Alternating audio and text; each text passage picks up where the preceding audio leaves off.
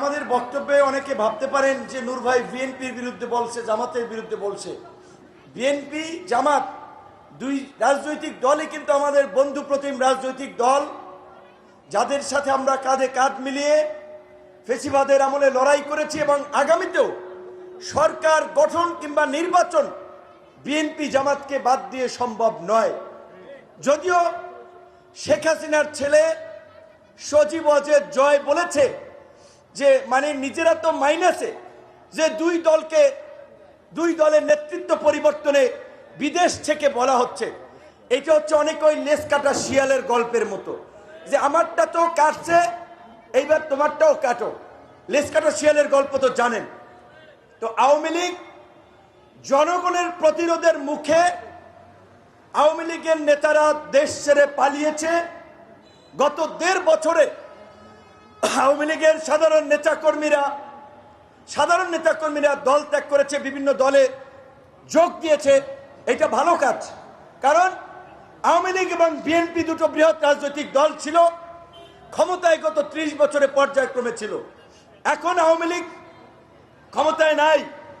আওয়ামী লীগের সবাই তো লুটপাট, চাঁদাবাজি, দখলবাজি করে নাই। আওয়ামী লীগের সবাই তো এই জুলাই গণ অভ্যুত্থানে ছাত্র জনতার উপরে হামলা করে নাই, মামলা দেয় নাই।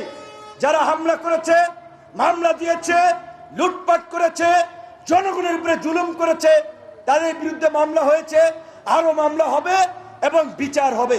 কিন্তু সাধারণ যারা রাজনৈতিক মতাদর্শের কারণে আওয়ামী লীগ করতো, তারা যে কোনো দলে যোগ দিতে পারবে, যাদের সেই রাজনৈতিক অধিকার আছে।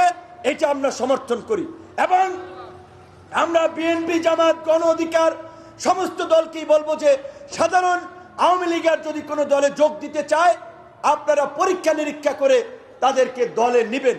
কিন্তু ওই জয়ের কথার ফাঁদে পা দিয়ে বিভ্রান্তিতে পড়া যাবে না। সে যেটা বলেছে যে দুই দল বলতে এখানে বিএনপিকেও মিন করেছে। আওয়ামী লীগ আর বিএনপি আসমান এবং জমিনের পার্থক্যের মতো পার্থক্য রয়েছে। কাজী এই জয়ের কথায় আশা করি কেউ বিভ্রান্ত হবে না। জয়ের মায়ের, তার মায়ের মন্ত্রিসভার লোকেদের গণহত্যার দায়ে ফাঁসি হচ্ছে। তাদের অবৈধ লুটপাট এবং সম্পদের খোঁজে দুদক, আইন শৃঙ্খলা বাহিনী অভিযান চালাচ্ছে। চাঞ্চল্যকর তথ্য বেরোচ্ছে। বাংলাদেশের প্রধানমন্ত্রী ছিলেন, তার 832 ভরি স্বর্ণ ব্যাংকের লকারে পাওয়া যাচ্ছে।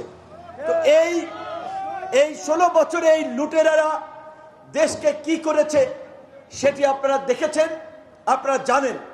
আমরা বলতে চাই যে আগামীতে যারাই রাষ্ট্র ক্ষমতায় যাবে, সেখানে এক দল সরকার গঠন করলে ওইটাও দেশের জন্য আওয়ামী লীগের মতো হবে। তাই সেখানে সকল দলের, আমি মনে করি, আমরা গণ অধিকার মনে করি, গণ অভ্যুত্থানের অংশীজনদের পার্লামেন্টে থাকতে হবে।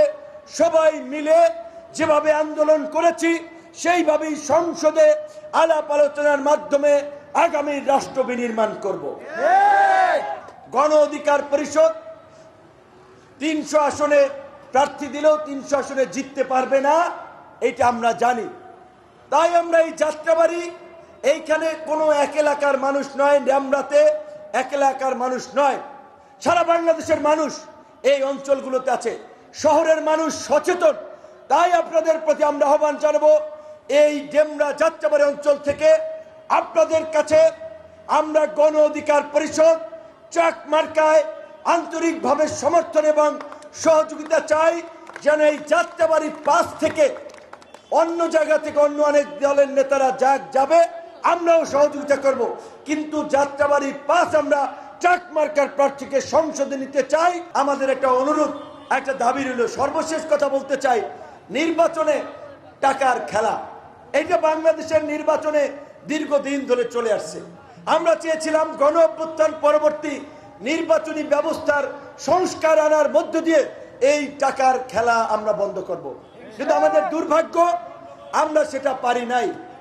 আচ্ছা, তো আগামীতে যেন ওই কালো টাকার আধিপত্য বিস্তারকারী লোকেরাই যেন এমপি হয়ে চাঁদাবাজি, ধান্দাবাজি করে মানুষের উপরে জুলুম না করতে পারে, সেই বিষয়ে আশা করি আপনারা একটা সঠিক সিদ্ধান্ত নেবেন।